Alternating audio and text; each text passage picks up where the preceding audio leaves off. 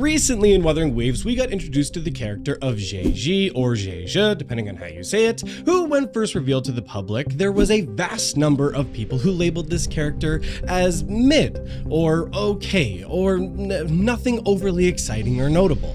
Just simply, in my words that I used at the time, cute.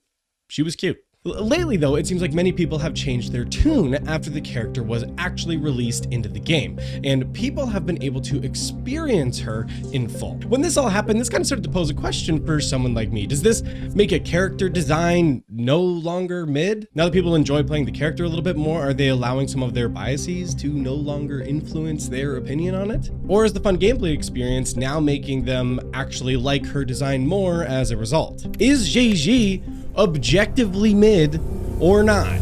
Not gonna lie, this whole thing's what led to a long conversation between me and a friend of mine where we got into a whole argument about the idea of character designs and art and the idea of an objective and subjective interpretation of art. My friend was making the case that to call a character mid is a value-based objective statement and one that can be measured and compared against, and that people were wrong for their earlier interpretations of calling the character mid because of their own personal biases. Now, I kind of disagree with that interpretation for it, and the main reason for that is art is a subjective experience and not an objective experience, and I'm going to show you why I think that is. Now, am I about to take on a huge art debate topic that has been debated for a long time and probably piss off a bunch of the Wuthering Waves and art community at the same time?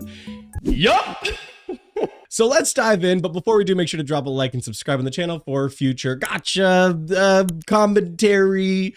I don't know, whatever the this is content. I'm gonna need it on this one because I feel like I'm gonna make some people mad. So firstly, let's make sure that we're operating on the same definitions here. Subjective is a judgment that is based on personal opinions and feelings rather than on facts, where objective is the opposite. Objective is a judgment that is not influenced by personal feelings or opinions and is based on representing the facts. Now, I wanted to make each of the definitions a little more clear here because I think the reality of the situation is that these two measures kind of work in harmony when actually gauging if a character's mid or not, or in judging art. And I think that's why a lot of people get confused as to why they think they can look at something objectively, but then soon realize that it comes to limits. Now, I first want to approach the idea of objectively deciding if art can be good. You might jump to a few common measures. Some of these might be the smoothness of the line art, the symmetry of the character, and the color composition, just to name a few. And admittedly, some of these things can be measured in an objective way. Is the line art clean or rough? Does it break up? What is the line art weight in the different areas of the character's design? Is the character symmetrical and balanced in the composition, or is it lopsided? Do the colors clash and conflict with one another where they feel disjointed? These are areas that you could objectively measure for their individual conclusions. But with having those answers, does that make the art good? Does having clean line art make it a good design? Well, on its own, no. If a character is symmetrical, does that make it a good design? Not necessarily. If the colors match, does it make it a good character?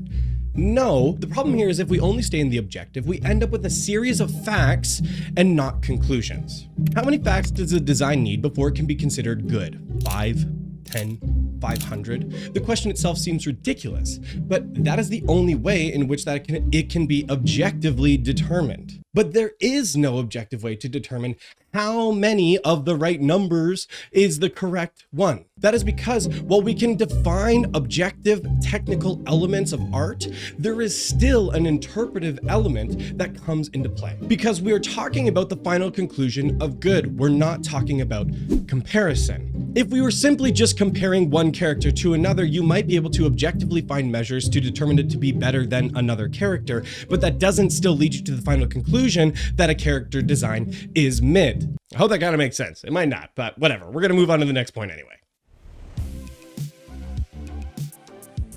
I think one of the most important parts about the conversation of art, or when judging a character's design like Zhe, is that looking at a character in the game or looking at a painting on the wall is that it is an experience. Art doesn't simply just exist on its own. Let's say you have a tree. A tree is not a tree because it has roots.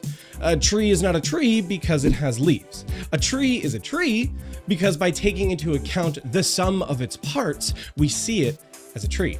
The same goes for art. Art becomes meaningful because someone or something has perceived it to be. To get super philosophical for a second here, without there being a consciousness to bring all of these ideas or facts together, you are simply presented with a list of objective facts. Having a list of objective facts may help influence a conclusion or someone's opinion, but it does not create the conclusion. But this leads to the next issue with objectivity. Someone viewing a character will have their own interpretations and perceptions based on their own experience. Because art needs to be experienced by someone, all of these measures are then colored by that viewer's past experiences.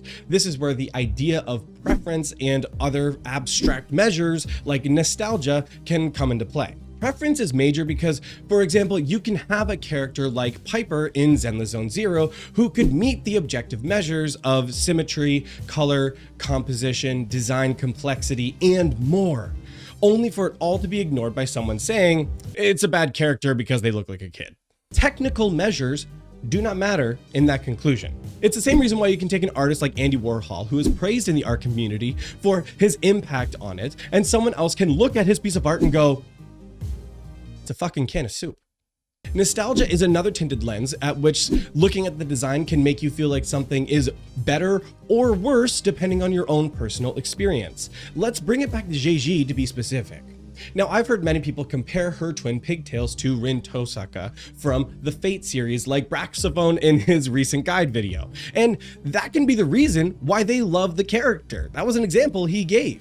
These same features can also bring someone to the conclusion that the character is boring because it has too many of the same elements. They perceive it as unoriginal or uninspired. There are no objective measures for preference. There's no objective measure for unoriginal or uninspired. If I like a Dami Mami character design, then I like a Dami Mami character design. By the way, I don't know if you're gonna watch this. Screw you, Hex Juice, for this tweet. I will never forgive you for this. I will never forgive you for this. So let's bring this all back together, all those points that we've now come across, and tie this all up in a neat little bow and answer the main question and point here: is Jeiji objectively mid? Well, from an objective standpoint, there are some things that work well. One is the pose of the character, and I think in this case, the pose does an excellent job at communicating her archetype, the quiet, more Hinata type of character, very introverted. You can clearly see this by the position of her hands and the way that she's adjusting her glasses. It makes her look more reserved. The color scheme works really well as well, and it stands out from the other characters in the game. It's not repeated in any of the other character designs that currently exist in the game, making her feel more unique. She also is the only character with these long sleeve fingerless gloves that also tie into the collar very well. The long robe accent too appears more scholarly as opposed to scientific like Mortefi or Baija. So from a subjective standpoint, personally, her archetype is not my favorite. It's not really done anything for me. I'd rather be stepped on by Kafka or burned by Chang Li before picking Jeiji. But as a fan of the Fate Stay Night Unlimited Blade Works series, I do also really like the twin tails being reminiscent of Rin, and I think it works really great, to be honest. So I feel like what I said when I first saw the character still stands true. I think she's a really cute looking character, but I don't think she has something that makes her stand out above the rest of the characters in the game. She's not at the bottom, not at the worst by any means, so she's in the middle. So I guess kind of by definition, she's mid, but kind of like a cute mid. But remember, from my previous points that I've been trying to make this whole time, is that all of these perceptions are being filtered through my own lenses and my own experiences. So what might be mid to me might not be mid to you. So now I know you might disagree with my conclusion and think that my measures are insufficient or shallow. And that might be the case. You might even think my argument on the idea of subjective versus objective is incorrect. And I'm not prideful enough to think that I know it all, but you know what? For the sake of this video, no, you're wrong. This is why I think a character can both be mid and awesome based on your own personal experience, and why the conclusion ultimately is mid is actually subjective. So no, I don't think she's objectively mid. Feel free to yell at me in the comments down below, and to all my art friends that I'm sure I annoyed with this video with my ignorance, deal with it, baby. Just deal with it.